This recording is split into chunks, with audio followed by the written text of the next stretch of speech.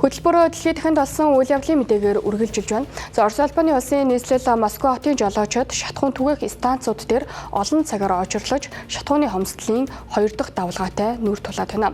За энэхүү хомсдол нь намрын улирлын өндөр хэрэглээ, за Оросын газрын тос боловсруулах үйлдвэрүүдэд өгсөн Украины цохилтоос үүдэлтэй. За иймд шатхуун түгээх станцууд борлуулалтанд дахин хязгаарлалт тогтоож эхэлсэн байна. Тухайн шатхууны хомсдол нь өнгөрсөн 5 дугаар сараас эхлэн 7 дугаар сар гэхэд Оросын ихэнх бүс нутгийг хамраад байсан ч хэсэг хугацаанд намжаад байсан юм а. За гэвч Украины дорооны халдлагууд Рязань, Перм, Ороск зэрэг хотууд дахь газрын тос боловсруулах гол үйлдвэрүүдийг сүйдэлсний улмаас Орос улбаны улсын дотоодын боловсруулах хүчин чадал 30 гаруй хувиар буурчээ.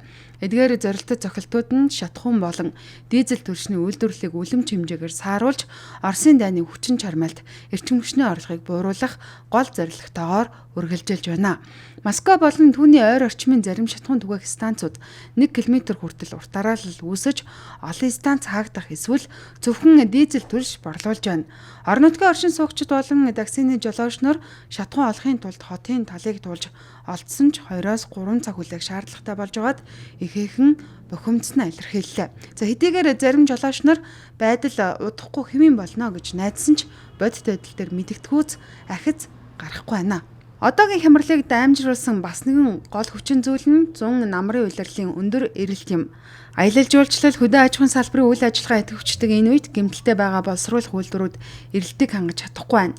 Түүнчлэн логистикийн өндөрлөөс үүдэн үлдсэн багахан нөөцийг хамгийн их хомсдолтой бүс нутгууд руу шилжүүлэх ажил саатаж Оросын өргөн уудам нутаг дэвсгэрт түгээлтийн ноцтой доголдол үүссээр байгааг олон улсын эвлэлүүд онцлоо.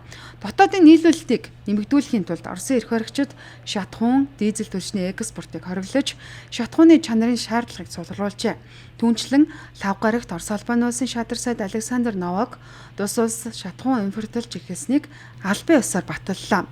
Газрын тосны томоохон экспортлогч Орос улс ийхүү дотоодын хэрэгцээг хангахын тулд энэтхэг Беларусь, Казахстан зэрэг улсуудаас шатхуун худалдаа авч байна.